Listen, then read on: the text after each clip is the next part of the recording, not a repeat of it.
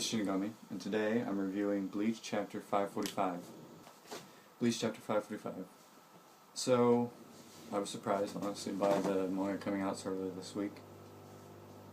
But still, it was good. So we start off by seeing Renji and Rukia. They're in this room, and they appear to be standing intently looking at each other with wooden swords, I think it was. And apparently it was part of some practice or something. But they're just talking and stuff. And then, somebody comes in to talk to them. Well, actually, no.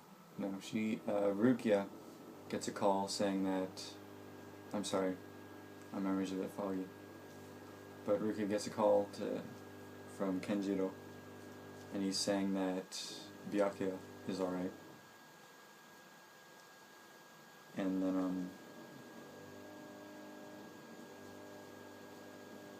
Renji and Rukia are in some room remembering some stuff about, I believe her name was Sesshomuda, and she's the one who, is apparently going to give him better clothing to wear or something. But, we see Byakuya, and he's talking to Kenjiro, and he's saying about how he needs to get stronger, and I thought, here come the Byakuya fangirls, because, Byakuya is naked from here down to his waist, so people will be happy. What else? Also, well, then we go back to Renji and Rukia, and they're at Osho's palace now, and they're remembering their time with Sesshomuda, I believe her name is, I'm not sure. And we're talking about how they had to strip for her to get their measurements or whatever. And then Renji starts remembering, and then Rukia was saying something like, don't remember. And then, Renji remembers, and he was over there at her place, and she was saying, take off, I'm guessing what it was his underwear. And he says, can't I just leave it on for the measurements? And she's like, fine, well then I'll have to cut it off, and then we'll do your measurements. And he says, I'll take it off. So I think, well, when she says, I'll cut it off, I think we all know what she's talking about. So, he takes it off, but then he comes back from the flashback. And Ricky's like, thank God you didn't remember the part where, you fully stripped. So it made me feel like their minds were in sync or something, like they could almost read each other's thoughts.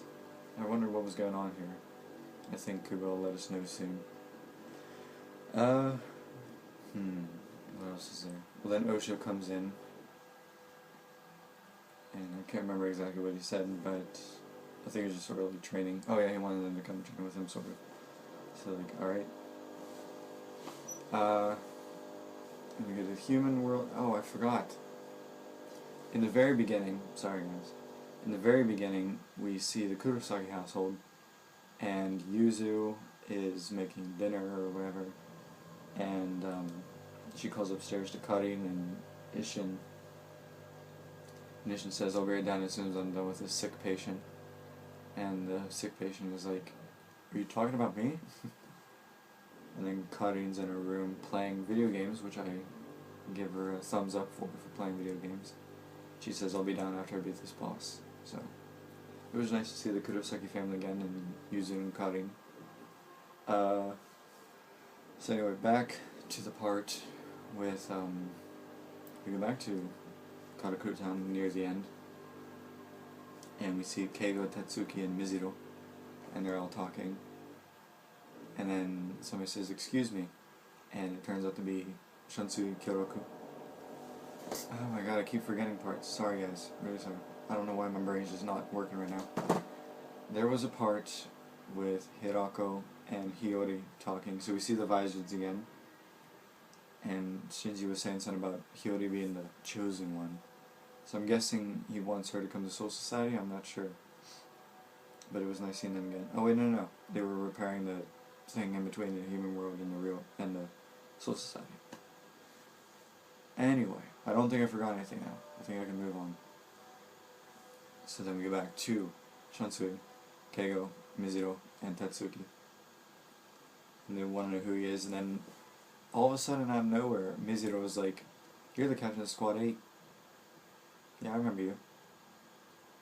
And then he's like, "Must be something important if the captain's coming all the way out here." And I was just thinking, like, Mizero, how much information do you retain? The last time you would have seen Shinigami would have been at least 17 months ago, over a year ago. You're just like, "Yeah, I know everything." I don't even think he ever saw Kyoraku face to face. He's just like, "Yeah, you're Captain Squad 8. Or war." So, anyway. And then Kyoraku's like, "I'd have been more flattered if you were a girl." So I thought that was pretty funny. But then Kyoraku says, it's time for you to say basically to say your goodbyes to Ichigo. So, not sure what this means, but I'm guessing that to say goodbye, at least for the time being, or who knows, maybe it's a permanent thing. But I'll move on to the basic fact. Badassness for the chapter, 0. Attention, how much attention was it paying? Probably about 7. Satisfactory, 7.5. Finally get to see Renji and Rukia. I mean, the Quincy have been predicting that for like 4.5 weeks now. 4 or 5 weeks for like Renji and Rukia. Interesting. How interesting was the chapter? Probably about a 6. Comedy, how comedic was it? About a 6. Fan service, a little fan service, probably about a 2 or 3. Animation, well, no, wait. Let me go back to fan service. Fan service would probably have to be about 6.5, because I forgot about Byakuya. But you know, if you fanboy over that particular character, then animation, how well drawn, probably about a 6.5 or a 7. Predictability, did not predict any of this. The Quincy did not predict any of this. So probably about a 1. And chapter rating out of 5 stars. Probably about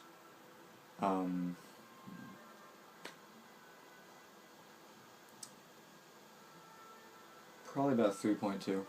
Yeah, that's probably all it was. But yeah, be sure to read the chapter, links in the description, and I'm the Shinigami, and I'm signing off. Jana.